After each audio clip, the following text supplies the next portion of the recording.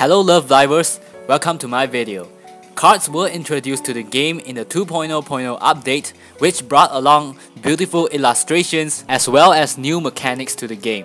Today, I'm going to talk about how to use cards. Without further ado, let's begin. Before jumping into the details, I want to highlight that each card can only be activated once per puzzle. They do not repeat, unlike School Idol Festival. How will this affect us? Well, it means that the only thing that matters right now is the effect of the card, how much it gives. We don't need to care about the condition for it to activate because every card will always activate once. Card types. There are various types of cards: Gold, Score, Playtime, Skill Gauge, and Showtime Boost. The cards can also be divided into another two categories. One is percentage based, while the other is based on number. Cards that increases playtime only give by numbers. And I said that we don't need to care about the condition of activation, so the more time the card gives, the better the card. Usually the higher the rarity, the more time it gives. So just choose the cards with the highest rarity for playtime cards. The entire point of the game is to roll for gacha, which is why gold is very important. That's why I'm going to start with gold card first. Gold cards. First, we look at gold number cards. 3-star cards always give 20 gold.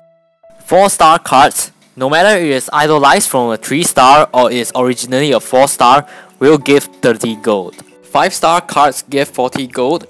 The SIF collab cards, although being a 6-star card, will also give 40 gold like a 5-star card.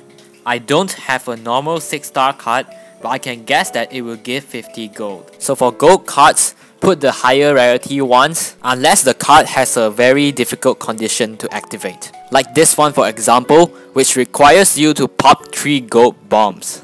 Then we look at the percentage gold cards. For these cards, the condition of the card will affect us because they are based on our performance. Take the card I'm showing you right now as an example.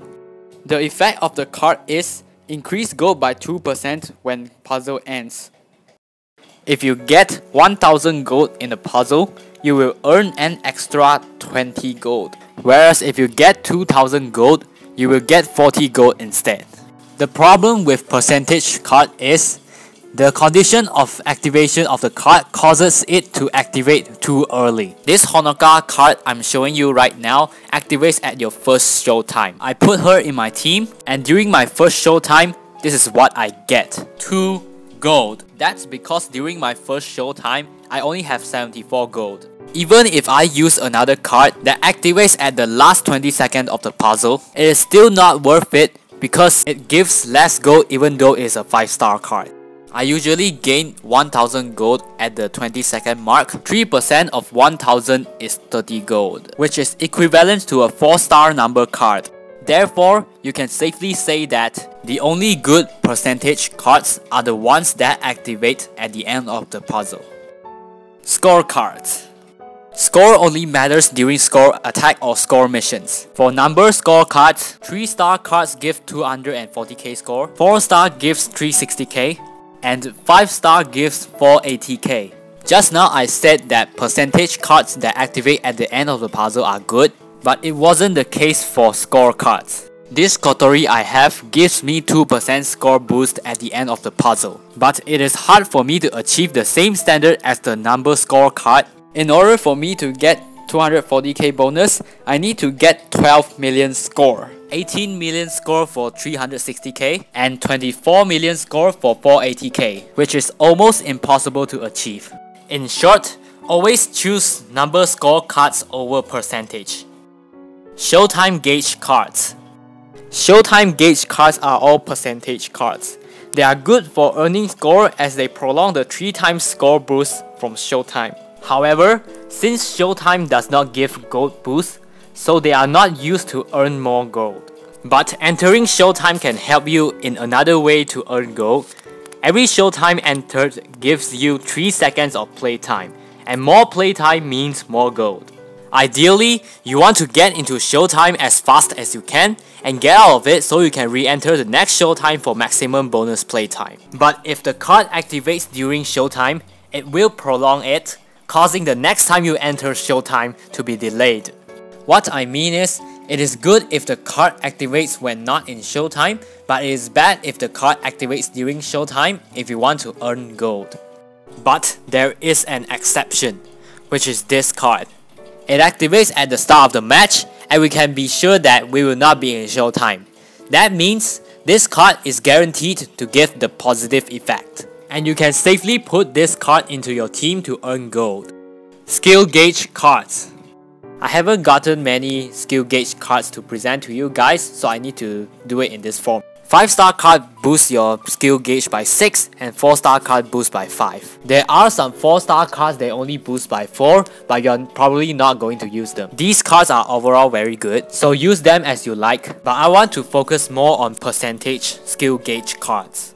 The highest amount they give is 20%. Whether or not you want to use percentage skill gauge cards, it depends on your center Nesoberry. For Nesoberries that require below 30 Neso to activate, like Snow Halation Honoka and Mirai Boku Ruby, percentage cards will not do well because at most they will only give 4 skill gauge boost. After some calculations, I found out that for Nesoberries that require 20 to 29 to activate, do not use any percentage skill gauge cards.